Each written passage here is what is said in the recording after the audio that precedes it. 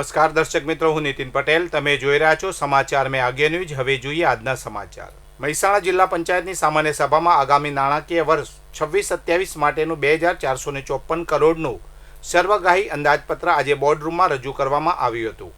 આ બજેટમાં આશરે 544 કરોડની પુરાંત રહેવાની શક્યતા વ્યક્ત કરવામાં આવી છે. જિલ્લા પંચાયતના સ્વભંડોળનું કુલ બજેટ 80.56 કરોડનું છે, જેમાંથી અંદાજે 48.50 કરોડના ખર્ચ બાદ પુરાંત રહેવાનો અંદાજ સેવવામાં આવ્યો છે. આ વર્ષના બજેટમાં વડાપ્રધાન નરેન્દ્રભાઈ મોદીના સ્વચ્છ ભારત વિઝનને અનુસરીને સ્વચ્છતા અભિયાન પર વિશેષ ભાર મૂકવામાં આવ્યો છે. પંચાયત પ્રમુખે જણાવ્યું હતું કે જિલ્લામાં સ્વચ્છતા જાળવવા અને શ્રેષ્ઠ કામગીરી કરતી ગ્રામ પંચાયતોને પ્રોત્સાહિત કરવા માટે પુરસ્કાર અને સ્વચ્છતા મિત્ર ટીમોની રચના માટે 10 લાખની અલગ જોગવાઈ કરવામાં આવી છે.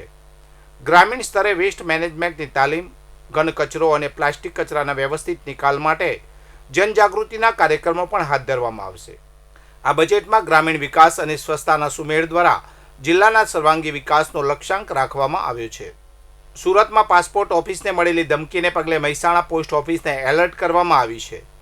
વિસનગર રોડ પર આવેલી મુખ્ય પોસ્ટ ઓફિસમાં અફડાતફડી મચી ગઈ હતી. આ ગંભીર જાણકારી મળતા સાવચેતીના ભાગરૂપે મહેસાણા પોસ્ટ ઓફિસને તાત્કાલિક ખાલી કરવામાં આવી હતી.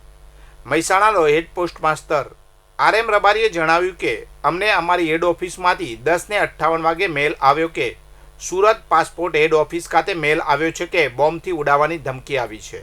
તેના અનુસંધાને અમે પોલીસ કંટ્રોલ મહેસાણાને જાણ કરી છે, જેને પગલે પોલીસે ડોક્ટર સાથે તપાસ કરી હતી. આ એલર્ટને પગલે મહેસાણા જિલ્લા પોલીસનો મોટો કાફલો ઘટના સ્થળે દોડી ગયો હતો. સુરક્ષાને ધ્યાને રાખીને SOG, LCB અને ડોગ સ્ક્વોડની ટીમોએ પોસ્ટ ઓફિસના ખૂણે ખૂણામાં સર્ચ ઓપરેશન હાથ ધર્યો છે. અચાનક પોસ્ટ ઓફિસ ખાલી કરાવતા અને પોલીસનો કાફલો ઉતરી આવતા સ્થાનિકો અને ગ્રાહકોમાં પણ ભારે ફફડાટ ફેલાયો હતો. હાલમાં પોલીસ દ્વારા સમગ્ર પરિસરની ઝીણવટભરી તપાસ કરવામાં આવી હતી. બનાસકાંઠાના પાલનપુરમાં આવેલી પોસ્ટ ઓફિસને બોમ્બથી ઉડાવી દેવાની ધમકી મળી છે. આ ધમકી ઈમેલ દ્વારા મળતા કચેરીમાં અફડાતફડી મચી ગઈ હતી. તાત્કાલિક કર્મચારીઓ અને અરજદારોને ઓફિસની બહાર સુરક્ષિત રીતે ખસેડવામાં આવ્યા હતા. ધમકીભર્યો ઈમેલ મળ્યા બાદ વડી કચેરીની સૂચના મુજબ પોસ્ટ ઓફિસને તાત્કાલિક ખાલી કરાવવામાં આવી હતી. સ્થાનિક પોલીસ ઘટના સ્થળે દોડી આવી હતી અને તપાસ શરૂ કરી હતી. આ ઘટનાને પગલે સમગ્ર વિસ્તારમાં ચકચાર મચી ગઈ છે. ઉલ્લેખનીય છે કે અગાઉ પણ બનાસકાંઠા કલેક્ટર કચેરીને 2 વખત બોમ્બથી ઉડાવી દેવાની ધમકી મળી ચૂકી છે.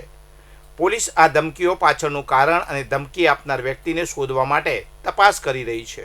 બનાસકાંઠા જિલ્લાના વેપારી મથક ડીસા શહેરમાં ભરચક વિસ્તારમાં આવેલા શ્રીરામ જલાણી શોપિંગ સેન્ટરની પ્રોટેક્શન દિવાલ અચાનક ધરાશાયી થઈ હતી.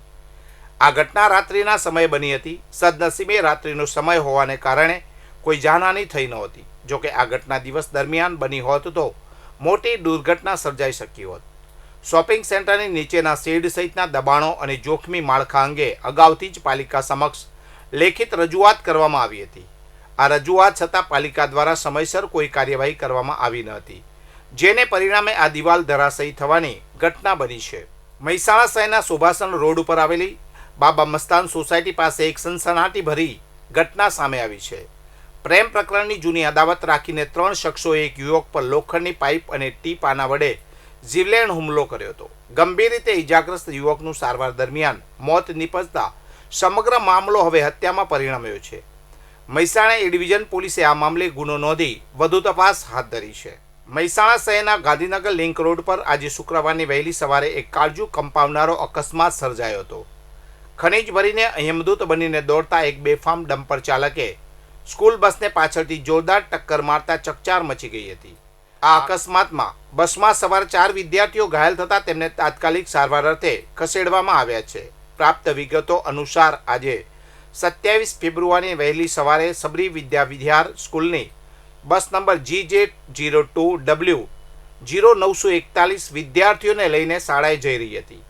આ દરમિયાન ગાંધીનગર લિંક રોડ પર પાછળથી પૂર ઝડપે આવી રહેલ રેતી ભરેલા ડમ્પર નંબર GJ02802968ના ચાલકે બસને પાછળના ભાગે જોરદાર ટક્કર મારી હતી. ટક્કર એટલી પ્રચંડ હતી કે બસ રોડની રોંગ સાઈડમાં ફંગોળાઈ ગઈ હતી અને પાછળના ભાગનો કૂરચો બોલી ગયો હતો. અકસ્માત સર્જાયા બાદ ગભરાયેલા બાળકોની ચીસાચીસથી વાતાવરણ ગમગીન બની ગયું હતું. જો કે અકસ્માત સર્જનાર ડમ્પર ચાલક ઘાયલ બાળકોની મદદ કરવાને બદલે વાહન મૂકીને સ્થળ પરથી ફરાર થઈ ગયો હતો.